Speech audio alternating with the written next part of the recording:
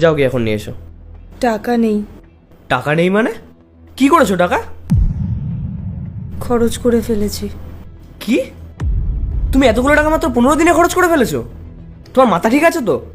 তোমার কি একটু হুঁশ নেই যে আমরা ভাড়া বাড়িতে থাকি, বাড়ি ভাড়ার টাকাটা আমাদেরকে দিতে হবে? আমি না সত্যিই জানতাম না যে তুমি এতটা দায়িত্ব জ্ঞানহীন। আরে ভাই, আপনাদের ফ্যামিলি ম্যাটার আপনারাই ঠিক করুন। আমাকে আমার বাড়ি ভাড়াটা দিন, আমাকে অন্য জায়গায় টাকা দিতে হয়। দাদা আপনি টেনশন করবেন না, আমি 10-15 দিনের মধ্যে আপনার বাড়ি ভাড়ার টাকাটা আপনাকে দিয়ে দেবো। দেখো ভাই, তোমাকে দেওয়ার মতো সময় আমার কাছে নেই, আমার অনেক প্রেশার থাকে, আমারও ব্যাংকের ইন্টারেস্ট দিতে হয়। আর আজকের মধ্যে আমার বাড়ি ভাড়া তুমি আমাকে দাও। অত কিছু শুনতে চাই না আমি। 1 মিনিট, আমি দিচ্ছি তোমার ভাড়ার টাকা। এনে রাহুল, টাকাটা দিয়ে দে ওনাকে। এই নিন, ধরুন আপনার বাড়ি ভাড়া। সে যখন টাকা দেয়ারই ছিল আগেই দিয়ে দিতে পারতে, এত নাটক করার কি দরকার ছিল? বেকার বাড়ি পর্যন্ত আসছিল আমাকে। যাই হোক, চললাম। এগুলো কি পায়েল? আমি এতগুলো টাকা তোমাকে ফালতু খরচ করার জন্য দিয়েছিলাম? তোমার কি একটু লজ্জা আছে নাকি নেই? আজ প্রথমবার বাড়িওয়ালা বাড়ি ভাড়ার টাকা চাওয়ার জন্য বাড়ি অবধি চলে এসেছে। আজ তোমার জন্য আমার মান সম্মান সব চলে গেল। আরে তুমি তো বলেছিলে তুমি সবকিছু জানো, কোথায় টাকা খরচ করতে হবে, কিভাবে টাকা খরচ করতে হবে, আরো কত কিছু। এখন এখন কোথায় গেল তোমার বুদ্ধি? এইভাবে সংসার চালাবে তুমি? যখন আমি মায়ের হাতে টাকা দিতাম না, তখন কোনোদিনও বাড়িওয়ালা আমাদের বাড়ি পর্যন্ত টাকা চাইতে আসেনি, আর সংসারটাও ভালোভাবে চলতো, উল্টে টাকা বেঁচেও যেত।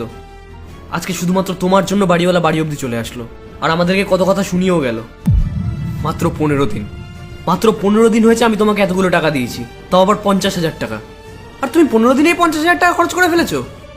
আরে একবার জাস্ট ভাবো, মায়ের কাছে টাকা ছিল তাই, না হলে না আজকে আমাদেরকে রাস্তায় গিয়ে থাকতে হতো।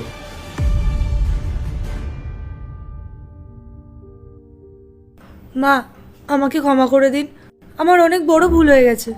আমি ভেবেছিলাম যে সংসার চালানো হয়তো খুব ইজি, আমি সেটা খুব ভালোভাবে করতে পারবো, কিন্তু না, আমি এখন বুঝতে পারছি আমি ওই টাকাগুলো নিয়ে খুব বড় ভুল করেছি। মা, নেক্সট মান্থ থেকে সব টাকা আপনিই নেবেন, আর আপনিই সংসারটা চালাবেন। আর আমার এই ভুলের জন্য আমাকে ক্ষমা করে দিন। কোনো ব্যাপার না মা, তোমার কোনো ভুল নেই। আসলে আজকালকার বাচ্চারা না বড়দেরকে বোকা ভাবে। আমি এটা বলছি না যে তুমি কিছু পারবে না, কিন্তু তোমাকে এখনো অনেক কিছু শিখতে হবে। একটাই তো ভুল হয়েছে, কোনো ব্যাপার না। আমি থাকতে আর তোমাকে কোনো টেনশন নিতে হবে না। আরে ভুল তো সবারই হয়। যাও, কোনো ব্যাপার না, তুমি গিয়ে রাহুলের রাগ ভাঙাও।